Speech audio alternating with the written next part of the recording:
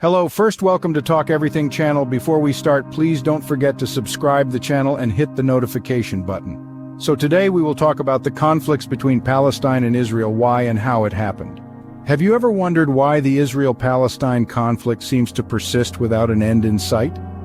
This is a question that has puzzled many a mind, generation after generation. This conflict, deeply rooted in historical, political, and cultural intricacies, is a complex tapestry woven over decades, even centuries.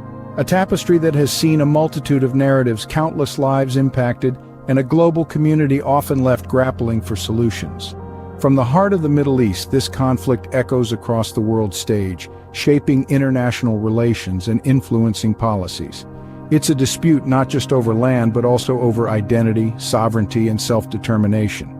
A dispute where the lines between right and wrong seem to blur, where the balance of power constantly shifts, and where peace often feels like a distant dream. The Israel-Palestine conflict is not just about two nations locked in a perpetual struggle. It's about the people, their hopes, their fears, their suffering. It's about the children who grow up amid the echoes of war, the families torn apart, the communities living in fear. As we delve into the recent events, let's remember the human lives caught in the crossfire. A timeline of events provides a clearer understanding of the conflict's recent escalation. The war between Israel and Hamas has seen a significant increase in violence, starting with the initial skirmishes to the full-blown conflict we are witnessing today. The exchange of fire has resulted in countless casualties on both sides, with Hamas launching attacks in Israel and Israel retaliating with airstrikes.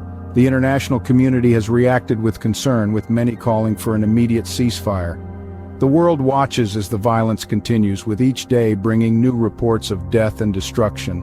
The impact on the civilian population has been devastating. Families have been torn apart, homes destroyed, and lives forever changed by the horrors of war. In the midst of this chaos, Texas Governor Greg Abbott steps in, urging schools to utilize state-provided curriculum resources to educate students about the conflict. These resources aim to promote understanding and combat misinformation and prejudice, encouraging conscientious conversations about the violence. However, the reality on the ground is much harsher. As the conflict escalates, residents all over Israel are seeking refuge in safe rooms, a stark reminder of the constant threat they live under. These safe rooms, mandated by law since 1992, have proven to be life-saving in emergencies, but are far from a perfect solution. Meanwhile, the situation in Gaza is even more dire.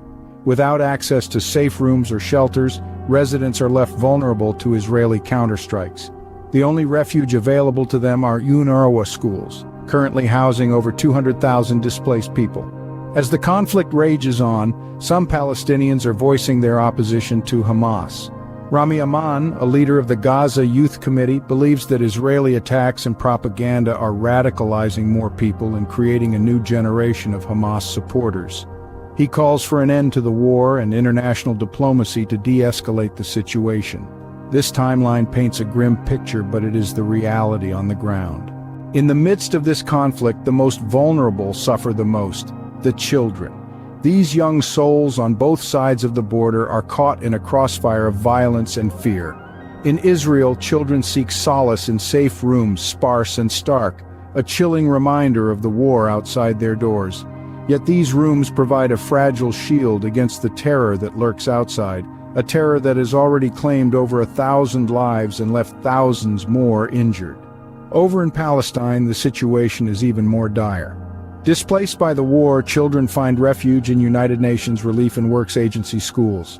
These makeshift shelters house over 200,000 displaced individuals, a testament to the scale of the devastation. The lack of access to safe rooms leaves these children vulnerable to counterstrikes, their lives hanging in the balance every day.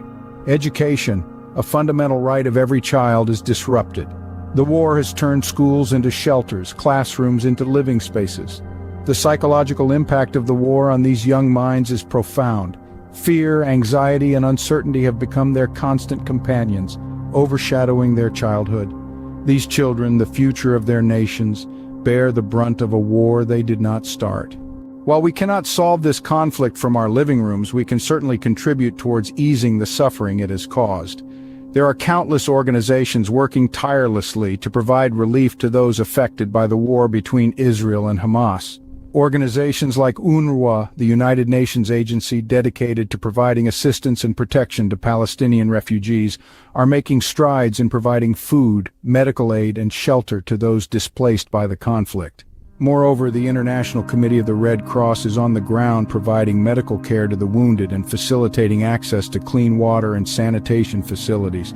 Your donations to these and other credible organizations can go a long way. They can help provide a warm meal, a safe place to sleep, or life-saving medical treatment to those who need it most. In addition to financial contributions, raising awareness about the situation can also make a significant impact. Share credible news and information about the conflict with your networks. Encourage dialogue and understanding, promoting peace and coexistence. Remember, every act of kindness, no matter how small, contributes to a larger wave of change. Thank you, and as I said before, hit the subscribe and like button. We will see you in the next video. Goodbye.